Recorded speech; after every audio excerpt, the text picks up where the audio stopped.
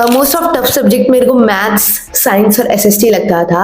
हमारे कोचिंग के जो क्वेश्चंस पेपर थे वो सबसे बेस्ट थे। तो आइडिया हो जाता था कि एग्जाम्स में किस टाइप के क्वेश्चंस आने वाले हैं, उनको सॉल्व करती थी, जिससे मेरे मोस्ट ऑफ डाउट्स क्लियर हो जाते। एग्जाम्स शुरू होने से कुछ दिन पहले ही मेरे घर में मेरे ग्रैंडफादर की डेथ हो गई थी, जो कि मेरे लिए बहुत बड़ा डिस्ट्रैक्शन बन चुका था। मेरे फैमिली वाले हर कोई यहाँ पे मुझे डिप्रेस्ड दिखाई दे रहा था, बट मैं ज्यादा खेलने नहीं जाती थी।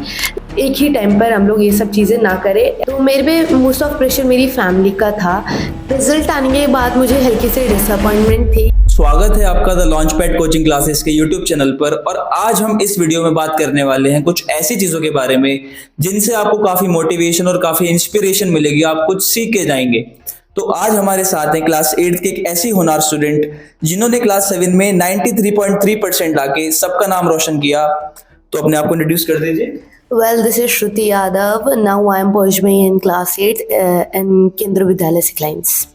ठीक है, तो श्रुति, मेरा सवाल पहला आपसे ये रहेगा कि ये जो इतना अच्छा आपका रिजल्ट आया, तो इस रिजल्ट को लाने के लिए आपकी क्या मेहनत रही, आपकी क्या प्रिपरेशन रही, क्या रूटीन आपने फॉलो किया होगा? मैं क्या करती थी, अब जितने भी क्वेश्चन पेपर हमें ट्यूशन से हमारे वीकली टेस्ट होते थे, उन सब की मैं बहुत सारी प्रैक्टिस करती थी। बैक एक्सरसाइज, मैथ्स की जो बैक एक्सरसाइज होती है उसकी प्रैक्टिस करती थी। और जो social media like Google, Chrome, इन सब से मुझे आजकल तो बहुत ज़्यादा ये टेक्नोलॉजी बहुत आ गई है, तो इसमें क्या होता है कि बहुत टाइप के टेस्ट वगैरह हमें मिल जाता है प्रैक्टिस करने के लिए। तो मैं क्या करती थी, उसी टेस्ट का प्रैक्टिस करती थी एग्जाम से एक दिन पहले। तो इससे मेरे को आइडिया हो जाता था कि एग्जाम्स में किस टाइप के क्वेश्चंस आने वाले हैं। ठीक है, तो मतलब आपने काफ़ी प्रैक्टिस करी क्वेश्चंस की और काफ़ी चीज़ों का आपने इस्तेमाल किया अपने प्रिपरेशन करने के लिए।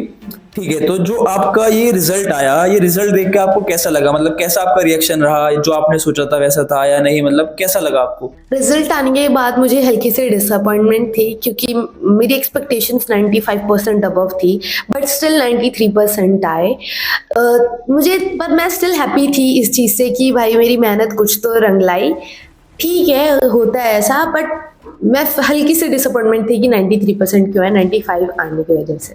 तो बात यह है कि देखो, प्रेशर तो बच्चों पे रहता है कि ये बहुत अच्छे मार्क्स लाने हैं, तो ये प्रेशर आप पे भी रहा होगा, आपकी फैमिली की तरफ से, फ्रेंड्स की तरफ से, या खुद एक्सपेक्टेशन कुछ आपकी भी होंगी। तो मतलब आपने इस प्रेशर को कैसे मैनेज किया, कैसे हैंडल किया, एक बार बताना चाहेंगे? आजकल के टाइम पे क्या होता है कि प्रेशर हर किसी पे रहता है। तो मेरे पे मोस्ट ऑफ प्रेशर मेरी फैमिली का था कि देख इस बार अच्छा मानते हैं कि इस बार तो हल्की सी डिस्ट्रैक्शन है तेरे पास, बट स्टिल तेरे को अच्छा परफॉर्म करना है।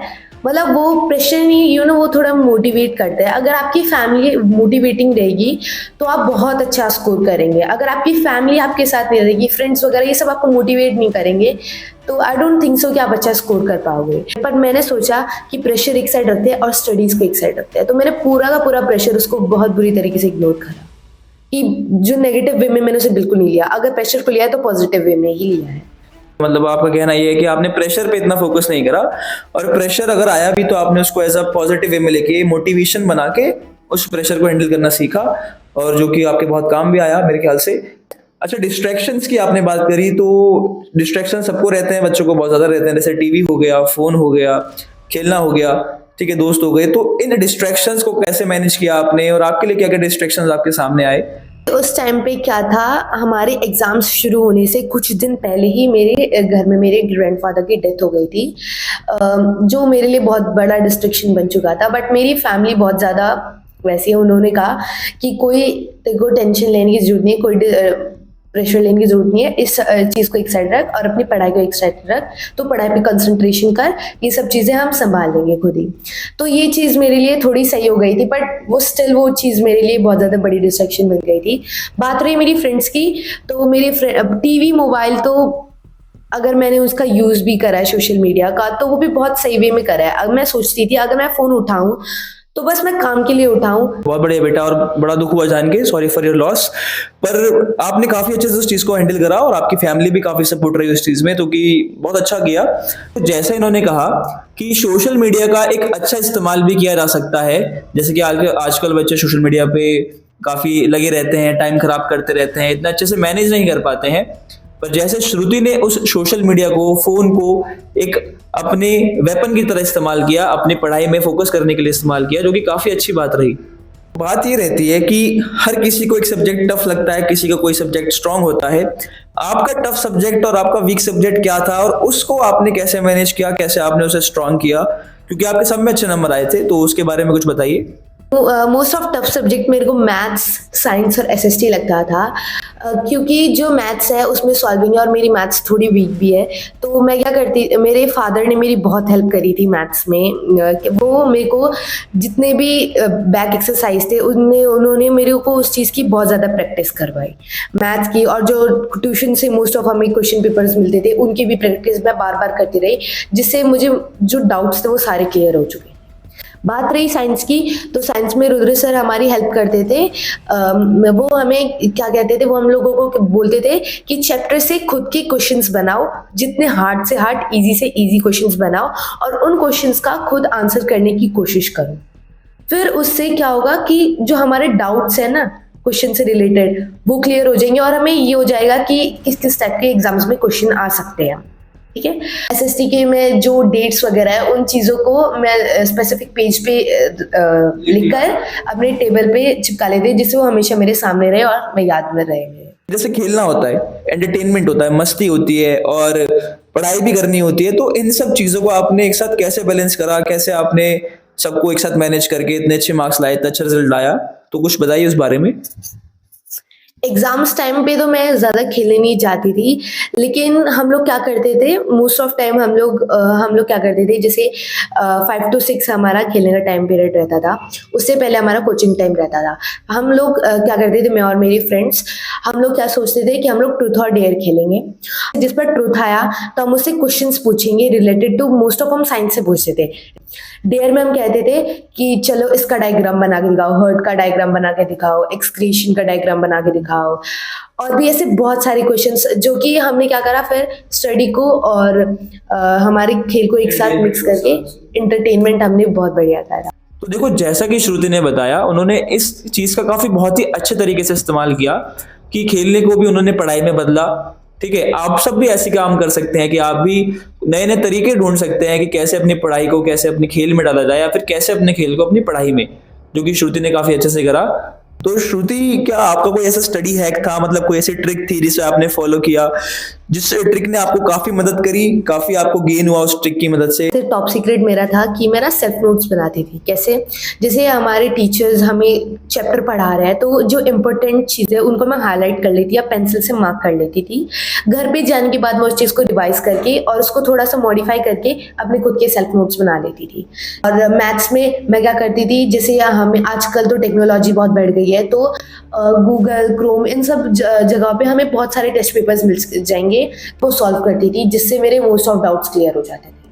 तो जैसा कि श्रुति ने बताया कि उन्होंने सेल्फ नोट्स काफी बनाए और सोशल मीडिया का इस्तेमाल भी पॉजिटिव वे में किया, जिसने श्रुति की बहुत मदद करी। और जैसा कि मैं भी यही कहता हूँ बेटा कि self notes are the most important thing for your study. अगर आप सेल्फ नोट्स बनाते हैं तो आपको कोई भी दिक्कत अपनी स्टडी में नहीं आने वाली है। तो आज से अपने रूटीन में सेल्फ नोट्स को जरूर ऐड करिए, जो कि आपकी काफी मदद करेंगे। बताइए कि ऐसे कोई क्वेश्चन पेपर्स या फिर ऐसी कोई चीज जिसने आपको आपके स्टडी में काफी मदद करा हो? हमारे कोचिंग के जो क्वेश्चंस पेपर थे वो सबसे बेस्ट थे, बिकॉज जो हमारे कोचिंग के क्वेश्चन पेपर थे उन्हीं में से मोस्ट ऑफ क्वेश्चंस हमारे एग्जाम में आते थे। ये चीज मैंने बहुत बार नोटिस करी थी। जो हमारे ट्यूशन के क्वेश्चन पेपर्स थे वो मुझे बहुत ज्यादा हेल्पफुल रहे थे, सबसे ज्यादा बेस्ट मुझे वही लगा।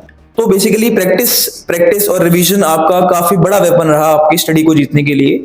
अगर आपको मैं मौका दूं समय में पीछे जाके श्रुति को एक एडवाइस देने का और उन्हें कुछ कहने का कि आप क्या चेंज करना चाहेंगे अपने अंदर, जिससे कि आप बहुत बेहतर कर सकते थे, मैं अगर मुझे ऐसा कोई अपॉर्चुनिटी मिलती तो मैं श्रुति को कहती कि उस टाइम तू ज्यादा कंसंट्रेशन और जो टाइम तेरे को मिल रहा है उस चीज को तू मस्ती में ना डालकर, ज्यादा मस्ती में ना डालकर थोड़ा पढ़ाई में इन्वेस्ट कर। तो मतलब आपका कहना है कि अगर आपने थोड़ा सा और फोकस किया होता या थोड़ा सा डिस्ट्रैक्शन कम रहा होता, थोड़ा सा आपने रिवीजन और किया होता, तो आप फॉर श्योर 95% से ऊपर लेके आते। पर 93.3% यार आपने बहुत अच्छा काम किया, you have done a great work, आपने बहुत मेहनत करी और आपके इतना अच्छा रिजल्ट आया, उसके लिए आपको बहुत बहुत शुभकामनाएं, बहुत बहुत congratulations and all the best for future बेटा। मैं ये चाहूंगा कि आप आगे भी बहुत अच्छा काम करो, ऐसे ही पढ़ते रहो और सबका नाम रोशन करते रहो। श्रुति से बात करके हमें काफी कुछ जानकारी मिली, काफी कुछ चीजों के बारे में पता लगा और मुझे लगता है कि आपने भी काफी कुछ सीखा होगा। और उन चीजों को अपने रूटीन में जरूर लेके आइए जिससे आपको लगता है कि वो आपको काफी स्टडी में बेहतर करने के लिए मदद करेंगी। तो श्रुति से करी गई बातों को अगर कंक्लूजन निकाला जाए तो बात ये रहेगी कि रिवीजन, प्रैक्टिस और सोशल मीडिया, इन सब चीजों को एक पॉजिटिव वे में इस्तेमाल करके, खेल को भी पढ़ाई में बना के, इन सब चीजों की मदद से आप एक बहुत ही अच्छा स्कोर कर सकते हैं, बहुत अच्छा रिजल्ट ला सकते हैं। और चीजों को हमेशा नेगेटिव वे में ना लेके एक पॉजिटिव वे में लेना, और आपका एक पॉजिटिव माइंडसेट के साथ अपने चीजों को आप हासिल कर सकते हैं। तो तब तक के लिए पढ़ते रहिए और मस्ती करते रहिए, पर अपने लक्ष्य को हासिल जरूर करिए। मिलते हैं अगली वीडियो में।